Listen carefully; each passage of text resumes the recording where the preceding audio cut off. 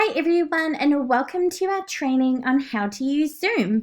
My name is Geordie Barry and I work in the digital department for NVDEMS, and today I'm joined by Tanner Hale, who is one of our rural field organisers, and really excited to have him joining us today. Hey, thank you so much for having me, Geordie. Hi, everybody. Thank you so much for joining. And in this training today, we're going to go over Zoom. And we're going to talk about what it is. We're going to talk about how to create an account and downloading Zoom.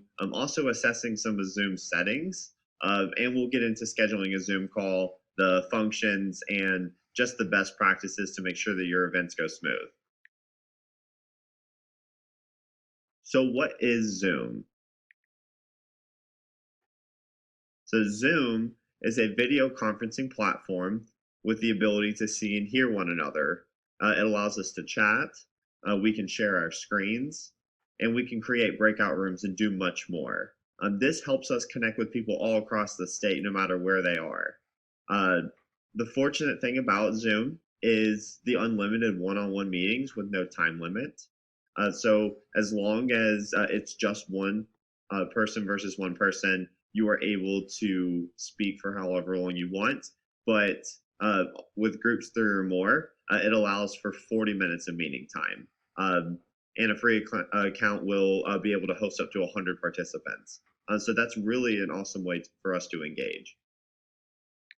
So now that we know what Zoom is, let's go into how you create an account.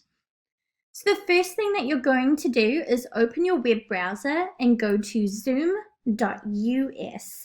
You'll then click sign up, it's free. In the top right hand corner, it's the blue button. It's then going to prompt you to write your email address. Make sure that you're putting one in that you still check and use regularly. Then you'll click sign up. Once you've done so, Zoom is going to send you an email. So now you'll want to open your email account. Once you've opened your email account, take a look for an email with the subject, "Please activate your Zoom account." Make sure that you also refresh your browser so that you definitely have received the email, and check your spam and promotions folders if you're having difficulty locating the email. Once you've found it, click on the email and click Activate Account. It will then open zoom.us back onto your computer and ask you to put in your first and last name, as well as a password that you can remember. You'll input your password twice and then press continue at the bottom. It's then going to prompt you to invite your colleagues, but you can go ahead and skip this step for now.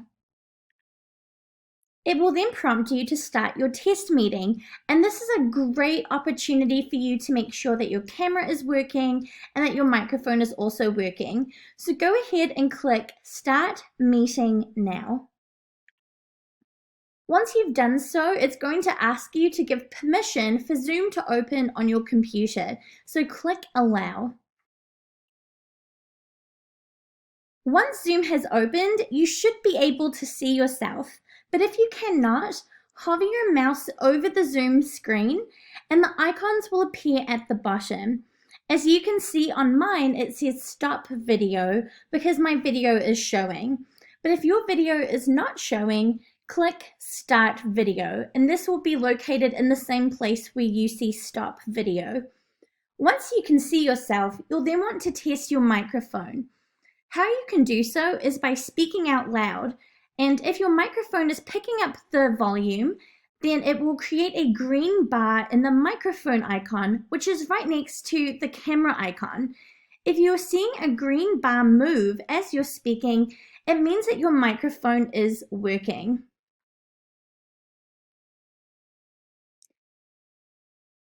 And now we go into downloading Zoom. So when we download Zoom, up at the top right, you will see where it says resources. You are going to click on resources and then download Zoom client up at the top.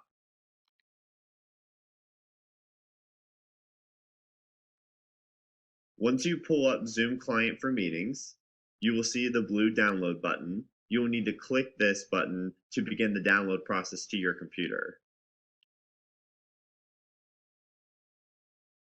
Once you click on this, it'll prompt for you to either hit cancel or allow to download zoom.us. You will click allow at the bottom right to begin the download. After that, you'll see the Zoom installer, so you'll need to hit continue through all of the prompts to make sure that we finish the installer. Once you have successfully completed it, you will see the Zoom pop up. It'll ask you to either join a meeting or sign in. We are going to click sign in so that we can log in with our account. It'll be the same account information that we just have created when we signed up for Zoom.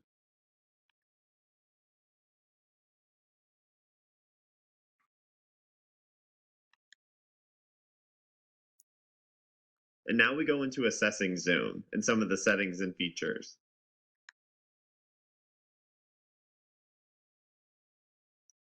You will assess Zoom by going on zoom.us on your web browser. And once you've signed in, the first thing you will see is the profile. You'll see where it says the personal meeting ID and the sign-in email and the capacity.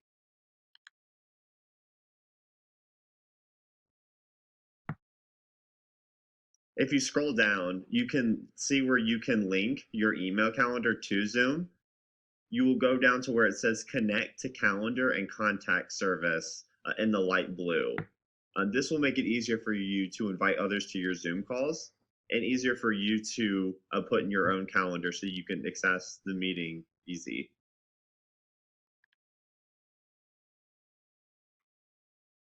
Once you click on this, it'll ask you to select a service. You'll need to either connect your Gmail, your Microsoft Exchange, or your Office 365 portal email. So now we'll go over how to schedule a Zoom call. So the very first thing that you're going to do is visit zoom.us and log into your account. And it will take you to the main page.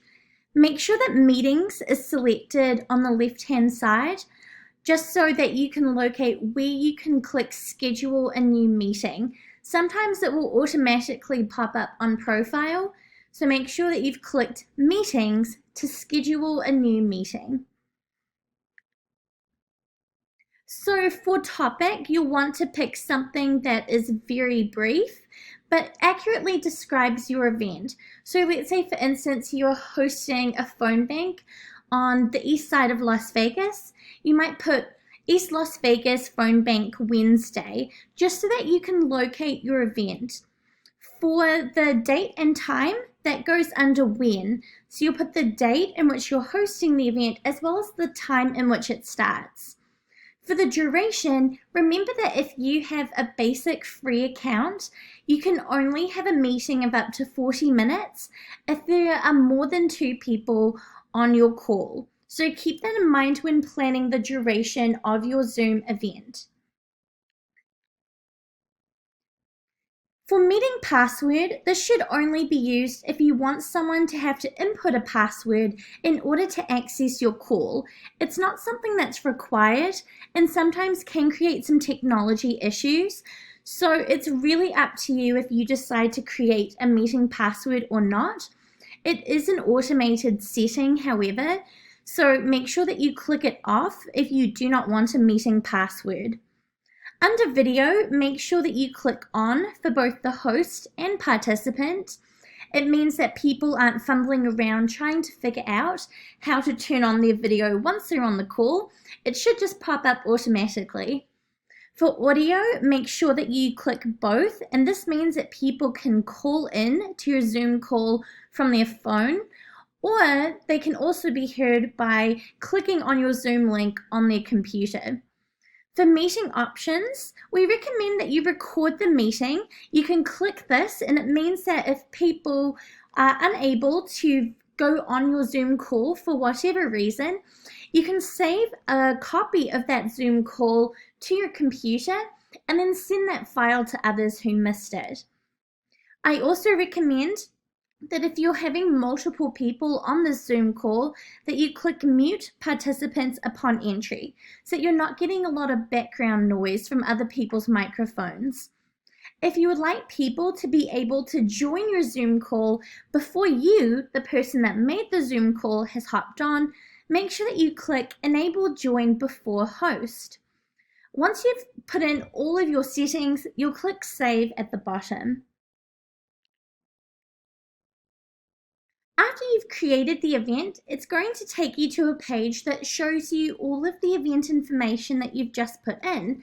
This is also an opportunity for you to add your Zoom call to your email calendar, as Tanner was talking about earlier. So you can click Add to Google Calendar, for instance, if you have a Gmail, and it will automatically include the Zoom link. Additionally, you can see where it says Join URL. You can copy and paste that Zoom link and send it to people in an email, and they don't have to have a Zoom account in order to hop on. All they need to do is click on that Zoom link and they'll be able to access your call. By creating your event, it's now going to show up in your main page, and if you need to edit it for any reason, you'll click the name of the meeting. So in this case, you would click Test, where it says that in blue, under Schedule a New Meeting, and it will give you the ability to edit the meeting settings.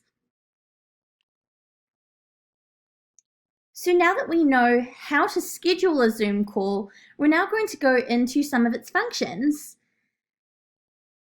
So once you're in a Zoom call, you're going to need to hover your mouse over the Zoom screen for the icons to pop up at the bottom. So I hovered my mouse over the screen and you can see the icons at the bottom. In order to chat with people, so if you'd like to type with them back and forth, there is a chat function in Zoom, and you can access this chat function by clicking the chat icon at the bottom of the screen, and it has a speech bubble if you're having difficulties locating it. Once you've clicked the chat box, it's going to populate a chat function on the right-hand side of your Zoom call, and you'll click on the bottom of that chat box to type. Now, once you've typed in your message, make sure that you click Enter or Return on your keyboard so that it sends to everyone in the group. You can also see a list of participants in your call that will be listed above the chat box. And to see a list of participants and the number of people in a call, you're going to click the participants icon, which is right next to the chat icon at the bottom of the screen. There are also some great security features in Zoom. If you click the security icon, there are a couple of great options. Let's say, for instance, there is someone in your Zoom meeting that was not invited and is unwanted in that Zoom call. You can remove that participant by clicking Security and then Remove Participant. If you want to lock the meeting so that no additional people can enter your Zoom call, you'd click Security and then Lock Meeting. As I was talking about earlier in the Zoom settings when creating your Zoom call, if you do not click Record Meeting, but then you decide later on that you would like to record the meeting, don't fret. There is a way to do so once you're already in the meeting. You're going to click the record icon at the bottom of the screen and then click Record on this computer. This is then going to save a recording of your call to your computer, and then you're going to be able to send that file to others who missed it. Let's say, for instance, you have a lot of people on your Zoom call and you'd like to do a big introductory speech at the beginning and then break out into smaller discussion groups. You can definitely do that as well. You click the breakout rooms icon at the bottom of the screen, and you can either randomly or manually assign people to smaller rooms. So once you've clicked on the breakout rooms icon, it's going to give you the option for how many rooms you'd like to create and whether you'd like to automatically assign people or manually assign people. Once you've decided, you'll then click Create Breakout Rooms. I'm then going to pass it over to Tanner, and he's going to go over the rest of our Zoom functions. Thank you, Jordy.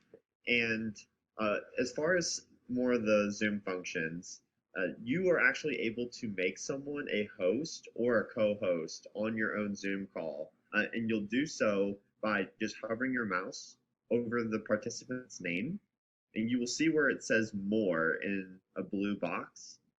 In there, you can see where you can make someone a host or you can make them a co-host. Also, by clicking more in between the participants and the chat box, you can set whether participants are able to unmute themselves or not during the call. This will be a great function if you're trying to better control the noise level in your call to make sure that there's no distractions. If someone is having issues muting or unmuting themselves or turning their camera on and off, you can actually go over and see where there's the microphone icon and the film icon and see whose camera is on or off so you can better track down where the noise is coming from.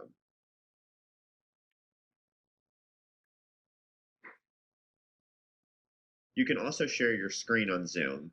So you will go down to the bottom and directly in the middle, you'll see a green box with a black arrow pointing up.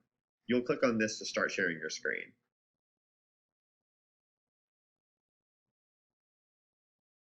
After you click on the box, you'll see some options pop up where you can either share your screen or you can share a whiteboard.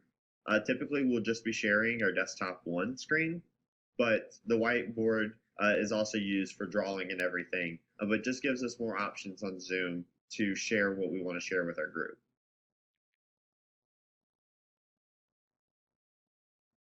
There are new functions being added to Zoom all the time. And what also you can do is you can send files from your computer into the Zoom chat box for everyone to read during the call. That way you can just take a document that you have on your computer and share it in the chat box so everybody can open it up themselves. To end the meeting, you will look down to the bottom right and see where it says end meeting in red letters. If you created the Zoom call, you'll have the option to either ending the meeting for everyone there or just individually leaving yourself. And now to go into some of the best practices of Zoom. Since you'll want to keep track of who is showing up to your events, make sure to confirm who is on the Zoom call so that you and your organizer can close the shifts afterward.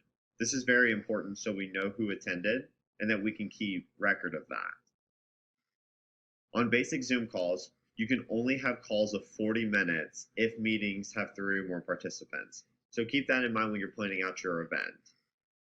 And also, you can add Zoom calls to your calendar through the Zoom platform by when you create your event, you'll just click on the email that's in there and it'll add all of the information over to your calendar as well as the people that are joining your events calendars. This is very useful so that we can reference this later. And always check that the settings are correct before creating an event. It never hurts just to take an extra 5-10 seconds just to gloss over all of the settings to make sure that the event goes smooth. And if you have any questions about making Zoom events, just ask. We're here to help. And if you don't ask, we don't know that you need help. So we definitely encourage you to let us know when you have things going on so that we can help you. And you can either contact your organizer or you can contact our training team at training@nvdems.com. Thank you so much, Tanner, for joining us for our How to Use Zoom training today. And thank you so much to all of you that are watching. We hope that you'll continue to stay involved with NVDEMS. Please go to nvdems.com/events to sign up for one of our many events going on currently. You can also connect with us on Facebook, in our Facebook group, Twitter, and Instagram. And for more trainings, please visit nvdems.com/training-nevada.